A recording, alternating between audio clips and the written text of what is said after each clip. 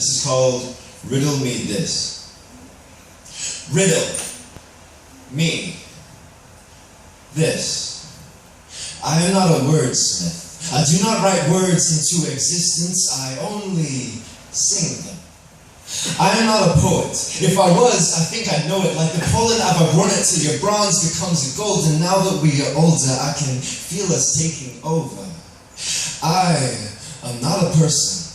I only live for the fellows who have it worse than or better, but better never says it's getting any letters, and goals and dreams keep me at attention. That's why I tell them, I am not a god, but I do create odd and holier out thou, the smooth and person snap of the bells that line my personal hell. Now all I want to be is a problem.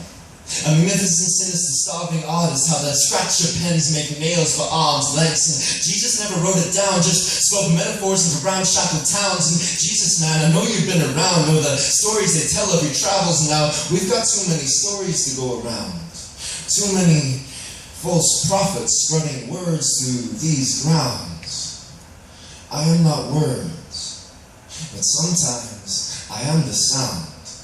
You may have heard of me. Stories came picture frames like they could light beam a scene through me. And check my rearview mirror for a scene to see just our history. Form a sisterly bond bought off eBay or another sociopragmatic.com. Seems like these mail-ordered lies bring home mail-ordered brides. So I ask myself why we can't seem to see any decency inside. I am not a resolution, but maybe I am the reason why boys still break into silent skies when threats turn throats into summer starring bruises, uses of habit and other useless abuses of physicality or of mental restlessness, boring holy matrimony in God's name into audiences. But this Wi-Fi connection connects only in compact directions, and YouTube poetry stars shine electric, but we don't feel connected. Even if each hit or replay feels like a pinch of speed down your spine. Oh, you gods of language, open your mouths. We are not worthy. I am still scrubbing dirty. I am still asking for magic, rubbing lamps, asking riddles. I am not worth it. I am not perfect. I am not worthy. I am not in this. I don't feel the wave or the room the way I need to. This tension is channeled out down these streams of cables and out to the world telling me, what would I know about my melodies? But I was a sinner long before a singer of sounds, before these nightingale comparisons picked up a pen, rocked me back and forth towards oblivion. And if you do not sing along, if I find solace in solidifying my solitary thoughts, then beauty is in this. This, right here, this moment, this riddle, you, my melody, this. Someone please tell me, if I'm not what you two are looking for, if this is not what the Sandman seeks, if I'm not the sleep that nourishes wisdom, if I'm not consent, if I'm not the space between a poet and his audience, the gap that closes between the end of a poem and the breaking of rapture, lost in a soliloquy and captured in the after of life, then what am I? And what will they do with me when they find out that I am fleeting and never enough for anyone? Thank you.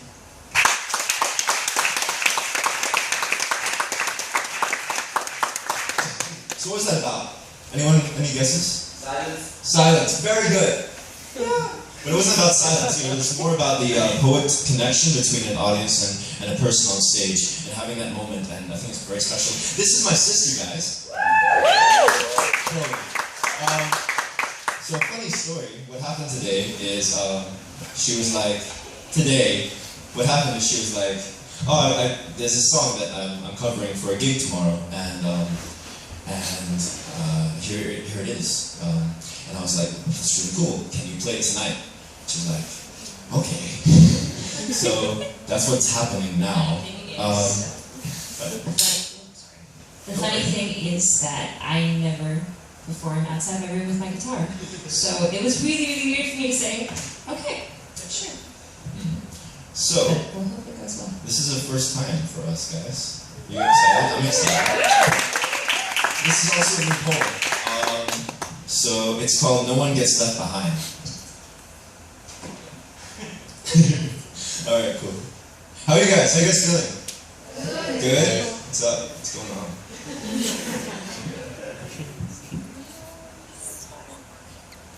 So capos. Capos are weird. It's a weird word. It's a thing you put on your guitar. You're a weird word. Everyone here? Awkward. You guys good? Alright. I'll let Chloe go first.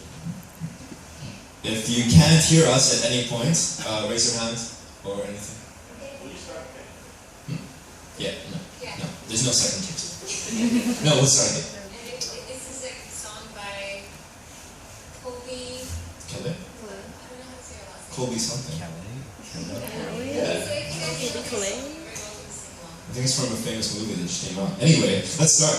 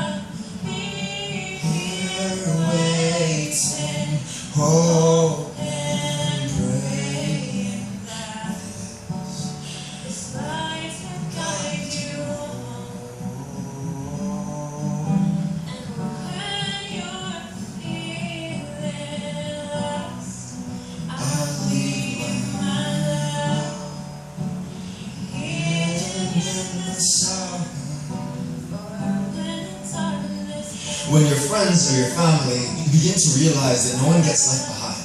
You learn to grow in all directions, becoming the proud parents to your own baby steps, while the mirror becomes the only one you look up to.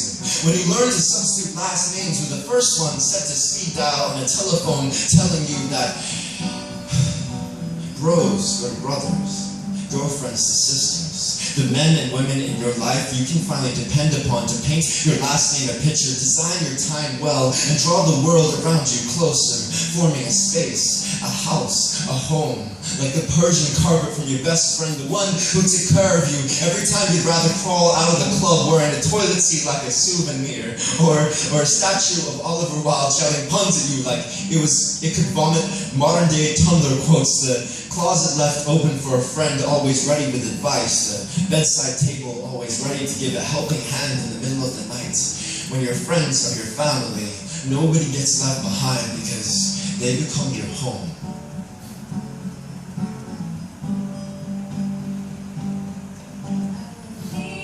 Here waiting, hoping, praying that this life will guide you home. And when you're feeling lost, I'll leave my love hidden in the sun.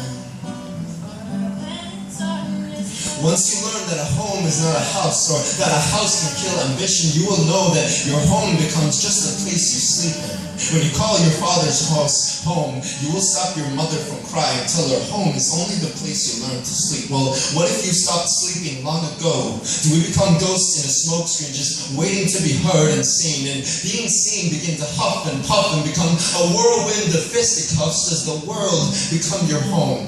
What is a home if you share memories but not last names? What if your last names keep you up at night? What if you can't sleep anymore?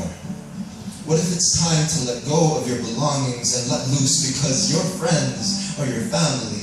And look at our houses. We have made a family with first names, friends, and furniture. We have made a family all over again.